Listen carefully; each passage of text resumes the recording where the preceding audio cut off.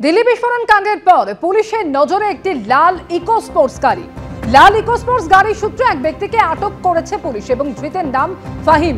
এই হচ্ছে সেই লাল ইকো স্পোর্টস গাড়ি। বুধবার সন্ধে যে গাড়িটির হদিশ পাওয়া যায় ফরিদাবাদ থেকে এবং সেই গাড়ির খোঁজে ছিল গোয়েন্দারা, সেই গাড়ির হদিশ পাওয়া যায় এবং ইতিমধ্যে যে খবর পাওয়া যাচ্ছে ফরেনসিক টিম এসে গাড়িটির পরীক্ষা নিরীক্ষা করছে।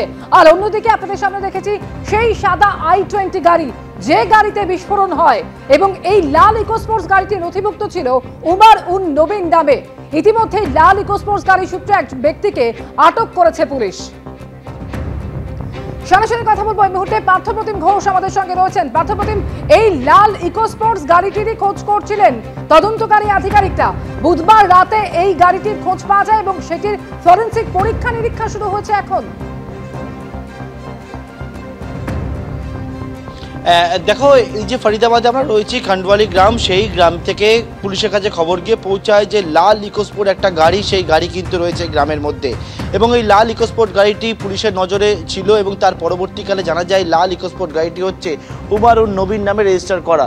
আমরা যে জায়গায় দাঁড়িয়ে রয়েছি দেখতে পাচ্ছ পর পর পুলিশের একের পর এক গাড়ি দাঁড়িয়ে রয়েছে এবং এখানে ফরিদাবাদ পুলিশ তারা রয়েছে এবং তার পাশাপাশি এখন বর্তমানে লাল ইকোস্পোর্ট গাড়িটিকে ফরেনসিক এক্সপার্টরা এসে পরীক্ষা নিরীক্ষা সেটা করছেন। এবং গতকাল বিকেলবেলা পুলিশ জানতে পারে যখন এই লাল ইকোস্পোর্ট গাড়িটি সম্পর্কে তারা খুঁজছিল এর আগে, কারণ এই গাড়িটিও উমার উন নবীন নামে রেজিস্টার করা এবং সেই গাড়িতে গতকাল রাত থেকে আজকে সকাল 9:30 পর্যন্ত আমরা দেখি যে এনএসজির টিম তারা থাকে এবং থেকে সেই গাড়িটিকে পরীক্ষা নিরীক্ষা করে। এনএসজি যখন ক্লিয়ারেন্স দেয়, সেই ক্লিয়ারেন্স পাওয়ার পরবর্তীকালে ফরেনসিক এক্সপার্টরা তারা আজকে দুপুর 12টার সময় এসে পৌঁছায় এবং আসার পরবর্তীকালে সেই গাড়িটিকে বর্তমানে পরীক্ষা নিরীক্ষা করা হচ্ছে। সেখান থেকে কোনো রকমভাবে কোনো বিস্ফোরক বা কিছু কোনো রাখা হয়েছিল কিনা কখনো, সেই বিষয়টা নিশ্চিত হওয়ার জন্য। এবং এই গাড়িটা কেন স্ক্যানারের মধ্যে রয়েছে এবং এই গাড়িটা কেনই বা এখানে নিয়ে আসা হলো, এই রকম একাধিক প্রশ্ন সেটা রয়েছে। যার মধ্যে স্ক্যানারে কেন, কারণ হচ্ছে এই গাড়িটিকেও কিন্তু উমর উন নবী সে ব্যবহার করতে এবং তার নামে রেজিস্টার করা।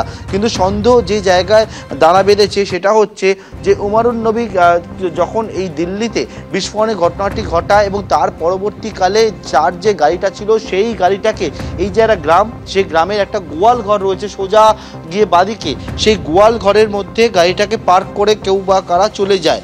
কিন্তু কেন গাড়িটাকে লোকাবার চেষ্টা করা হয়েছিল, হাইড করার চেষ্টা করা হয়েছিল কেন, এই বিষয়ে কিন্তু একটা সন্দেহ এবং সেই জন্যই গাড়িটাকে একেবারে পুঙ্খানুপুঙ্খভাবে পরীক্ষা নিরীক্ষা করার কাজ সেটা কিন্তু করছেন বিভিন্ন এজেন্সির যারা গোয়েন্দা রয়েছেন তারা। শুধুমাত্র এই যে সামনের রাস্তা নয়, বিভিন্ন আশেপাশে বিভিন্ন জায়গায় গোটা গ্রাম কিন্তু পুলিশ ঘিরে রেখেছে এবং ঘিরে রেখে এই গাড়িটি গতকালকে খোঁজ পাওয়ার পরবর্তীকালে এখনও পর্যন্ত এই গাড়িটিকে পরীক্ষা নিরীক্ষা করা হচ্ছে। স্থানীয়দের সঙ্গে আমি কথা বলেছিলাম, তারা যে বিষয়টা জানান যে তারা গতকাল সকালবেলা প্রথমেই লাল গাড়িটিকে দেখতে পায় যে গ্রামের মধ্যে হঠাৎ করে গোয়াল ঘরের পাশে গাড়িটা এলো কোথা থেকে, কার গাড়ি, সেই বিষয়ে তারা জানতে পারেন, পুলিশকে ইনফর্ম করেন। তার আগে আমরা জেনেছিলাম যে পুলিশ কিন্তু এই লাল ইকোস্পোর্ট গাড়িটি খুঁজছিল এবং এই গাড়িটাকে যে পার্ক করে গেছিল তার সম্পর্কে জানা গেছে সে হচ্ছে উমর উন নবীর এক আত্মীয় এবং তাকে বর্তমানে আটক করে জিজ্ঞাসাবাদ করা হচ্ছে। এখন দেখার বিষয় এই গাড়ি থেকে পরবর্তীকালে কি তথ্য উঠে আসে, কিছু পাওয়া যায় কিনা, সেই বিষয়ে কিন্তু পুলিশের তরফ থেকে পরবর্তীকালে বিস্তারিত জানানো হবে। ধন্যবাদ পার্থ। দিল্লি বিস্ফোরণ কাণ্ড এবং তাতে কিন্তু একের পর এক বিস্ফোরক তথ্য সামনে আসছে। একদিকে যেরকম ওই লাল ইকো স্পোর্ট গাড়ি নজরে রয়েছে পুলিশের রাডারে রয়েছে, অন্যদিকে বিস্ফোরণের দিন সকালে দিল্লি চলে আসে উমার সেই হুন্ডাই i20 গাড়িটি নিয়ে। সকাল 8টায় বদরপুর সীমানায় তাকে দেখা যায়। টোল প্লাজার সিসিটিভি ফুটেজ, সেই সিসিটিভি ফুটেজে দেখা যাচ্ছে উমারকে যে বসে রয়েছে গাড়িতে, আর তার গাড়ির পিছনের আসনে একটি ব্যাগ রাখা রয়েছে আর সাদা কালো সেই ব্যাগ ঘিরে কিন্তু ইতিমধ্যে রহস্য ঘনীভূত হয়েছে। তার মধ্যেই কি বিস্ফোরক রাখা ছিল, দেখাচ্ছে সেই ছবি। উমর উন নবী তিনি কিন্তু এই i20 গাড়িতে ছিলেন এবং যে গাড়ির পিছনে সিটে এই সাদা কালো ব্যাগটি রাখা রয়েছে, একেবারে 3 ঘন্টা ধরে সে এই রাস্তা দিয়ে ঘোরে এবং টোল প্লাজার সামনে তাকে থামতে দেখা যাচ্ছে। সিসিটিভি ফুটেজে কিন্তু সেই ছবিও ধরা পড়েছে। আর এখানেই প্রশ্ন উঠছে, যদি বিস্ফোরক ভর্তি এই গাড়িটি নিয়ে সে এতক্ষণ ধরে দিল্লির মতন এরকম হাই প্রোফাইল রাস্তা, যেখানে এই কনট প্লেস, যার কিছু দূরেই কিন্তু সংসদ ভবন রয়েছে, সেই রাস্তা দিয়ে উমর উন নবী বিস্ফোরক বোঝাই করে গাড়ি নিয়ে যাতায়াত করলো, অথচ কোনো নজরদারি নেই।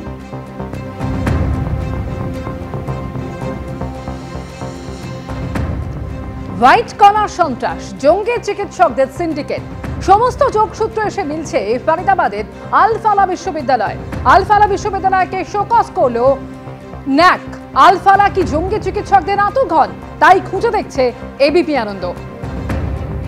ফরিদাবাদের এই সে আল ফালাহ বিশ্ববিদ্যালয়, যে বিশ্ববিদ্যালয়ের সঙ্গে যুক্ত ছিল উমার উন নবী এবং মুজাম্মিল, অর্থাৎ যে চিকিৎসককে আগেই আটক করা হয়েছিল তারা দুজনেই যুক্ত ছিল এই আল ফালাহ বিশ্ববিদ্যালয়ের সঙ্গে। এবং ওই i20 গাড়িটিও পার্ক করা ছিল এই আল ফালাহ বিশ্ববিদ্যালয়ে। আর তারপরেই প্রশ্ন উঠছে যে এই আল ফালাহ বিশ্ববিদ্যালয় কি তাহলে জঙ্গি চিকিৎসকদের আঁতুড়ঘর হয়ে উঠেছিল?